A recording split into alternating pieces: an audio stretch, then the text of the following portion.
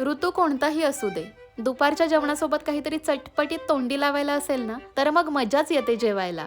तर मला काहीतरी पटकन चटपटीत तोंडी लावायला बनवायचं असेल तर मी काय बनवते हे आज मी तुम्हाला सांगणार आहे. एका वाटीमध्ये घ्यायची घरगुती चटणी. तर ही आम्ही घरी मिसळलेली चटणी आहे, म्हणजे सातारी भागात बनवतात तसा कांदा लसूण मसाला.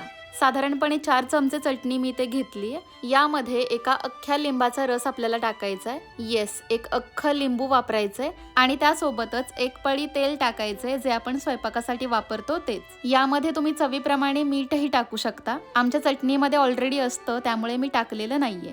हे सगळं व्यवस्थित मिक्स करायचं, चांगलं एकजीव करायचं आणि अशा प्रकारे तोंडी लावण्याचा एक अतिशय चविष्ट चटपटीत प्रकार तयार आहे.